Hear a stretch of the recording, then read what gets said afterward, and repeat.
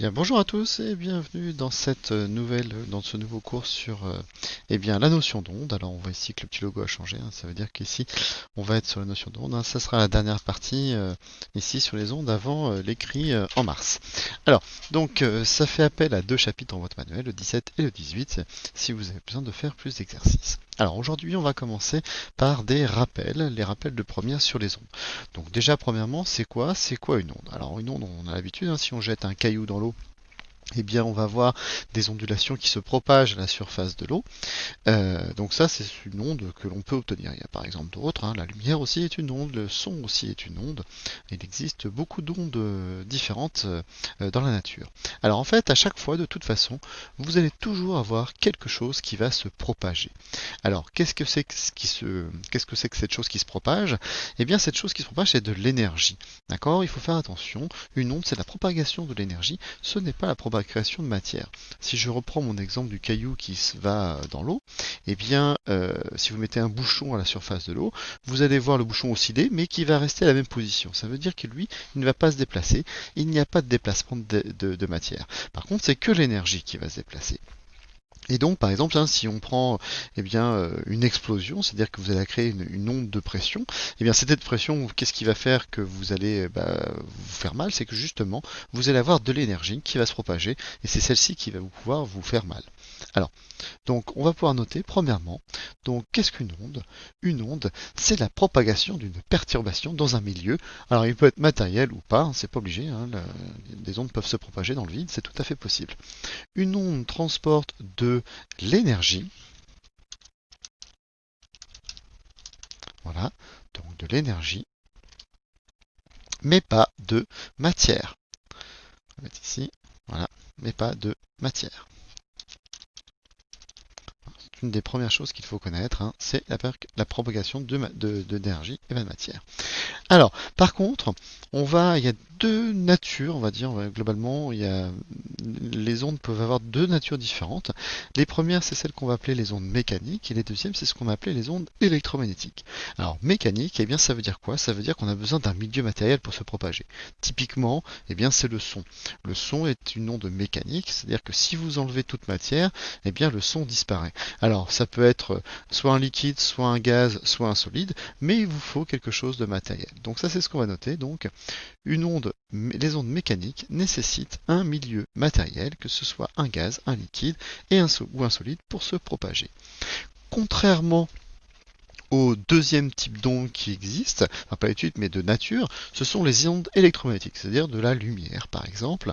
Eh bien ça ce sont des ondes électromagnétiques et elles n'ont pas besoin de milieu matériel pour se propager. Hein, par exemple la lumière, on peut voir la lumière du soleil, et alors que dans l'espace, eh bien il n'a pas de matière. Donc vous pouvez noter donc que les ondes électromagnétiques peuvent se propager aussi bien dans un milieu matériel que dans le vide. Voilà. Donc ça c'était pour définir ce que c'était qu'une onde. Après, les ondes, il y en a deux types qui existent. Vous avez deux types d'ondes. Alors on va voir ici, je vais vous donner des exemples. Alors, je remercie le site australo.net de me permettre de faire ça. Alors donc ici, vous voyez, imagine qu'on a une corde. Voilà, une corde qui est tendue entre deux points. Et donc je vais donner une impulsion. Donc on va donner une impulsion, paf, et voilà ce qui se passe. Alors vous avez vu donc, vous avez bien quelque chose qui se propage. Alors la chose qui se propage se déplace de la gauche vers la droite. Par contre, mon impulsion ici, elle est vers le haut. Vous voyez, je mets une impulsion vers le haut. Et donc là, j'ai un mouvement qui va être vertical alors que la propagation est horizontale.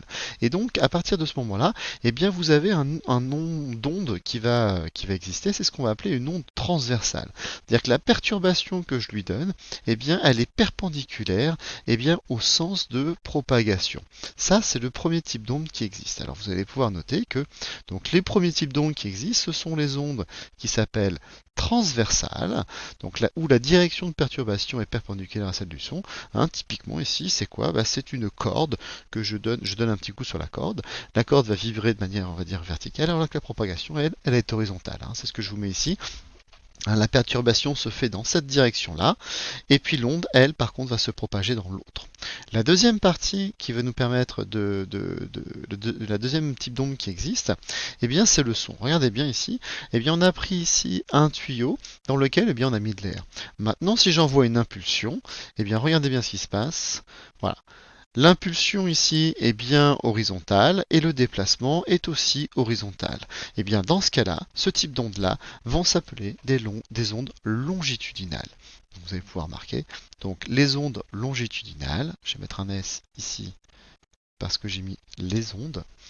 Donc c'est un cas où les perturbations se font dans le même sens que la direction de propagation. Donc ici, voilà, je fais ça et la propagation se déplace dans l'autre sens. Pareil, hein, ce qui se passe aussi avec un ressort, ce sont des ondes qui sont longitudinales. Alors, dernier point sur les rappels, eh bien, ça va être les grandeurs qui vont permettre de caractériser les ondes périodiques. Alors déjà, on va s'arrêter sur ce terme qui est périodique. Donc si je reprends mon exemple de tout à l'heure, de ma propagation dans une onde dans un tuyau, si je donne une impulsion, bah, j'ai quand même une onde qui se propage. Par contre, je peux répéter cette impulsion plusieurs fois. Et donc ici, là, dans ce cas-là, je vais avoir une onde qui va se propager périodiquement. Ça veut dire qu'elle va se répéter bien, dans le temps. Alors on va pouvoir noter ici dans votre cours que lorsque la perturbation se répète, on va parler d'ondes dans ce cas-là périodiques. On peut aussi utiliser un autre terme, c'est le terme d'oscillation. Hein, par exemple, un ressort ou quelque chose qui se propage dans le temps de manière périodique, eh bien on va appeler ça des oscillations. Hein. Par exemple, on peut parler d'oscillation dans un condensateur. Hein, c'est possible, vous pouvez avoir différents types d'oscillations qui existent. Alors en tout cas, ce qui est sûr, c'est qu'on va pouvoir définir ce qu'on appelle la période. Et la période, c'est quoi? Ça va être ce nombre d'oscillations ou de périodes au bout d'une seconde. Donc la période qu'on va noter T majuscule, c'est quoi? C'est la plus petite durée au bout de laquelle un point du milieu se propage et se retrouve dans le même état. Alors si je représente cette onde sous la forme d'un graphique, alors par exemple n'importe quel type d'onde qu'on peut avoir ou lors des oscillations, on peut représenter bien peut-être une tension que l'on peut capter par je sais pas trop quoi en fonction du temps. Et donc ici vous avez un signal qui se répète au cours du temps, c'est-à-dire qu'on a un signal périodique. Et donc si j'ai un signal périodique, je vais pouvoir déterminer la période, c'est-à-dire la plus petite durée. Alors il faut pour ça repérer la plus petite partie de la courbe qui va se répéter, c'est ce qu'on va appeler le motif élémentaire, et on va pouvoir donc calculer, enfin mesurer plutôt, sa période. C'est-à-dire que là, je vais pouvoir mesurer le temps entre ça et ça. Donc ici, cette durée-là, c'est ce que nous, on va appeler la période. Alors je vais faire un petit trait pour faire ici, montrer la période. Donc la période, c'est cette durée que l'on va pouvoir mesurer directement sur le graphique. Alors, la période, elle, se mesure toujours en secondes, ce qui faudra dire que si vous avez des millisecondes ou des microsecondes ici, il faudra bien penser à convertir. Et donc, si je ramène cette période à la plus petite chose, ça va être la durée tout simplement d'une oscillation. Voilà, d'accord. Donc la période, c'est quoi? C'est la durée de la plus petite de l'oscillation. Voilà. Donc c'est donc la durée d'une oscillation. Alors, la période, c'est très pratique et c'est très facile à déterminer à partir d'un graphique. Par contre, la plupart du temps, nous, on ne va pas parler en termes de période, on va plutôt utiliser le terme de fréquence. Alors, la fréquence, c'est quelque chose qui va se mesurer donc en Hertz, symbole Hz. C'est quoi? La fréquence, c'est le nombre de fois que cette perturbation va se répéter en une seconde. C'est-à-dire que par exemple, si vous tapez 3 fois dans les mains en une seconde, votre fréquence de frappe, ce sera de 3 Hz. Voilà. Hein, si par exemple un processeur effectue 1 milliard de calculs en une seconde, sa fréquence ce sera 1 milliard de Hz, c'est-à-dire 1 GHz. Donc la fréquence c'est un nombre de choses par seconde. Donc comment est-ce que je fais pour la calculer? Alors déjà, pardon, on va déjà noter donc que c'est le nombre de fois que cette perturbation se reproduit en une seconde. Et donc, on peut montrer assez facilement que la fréquence, c'est l'inverse de votre période.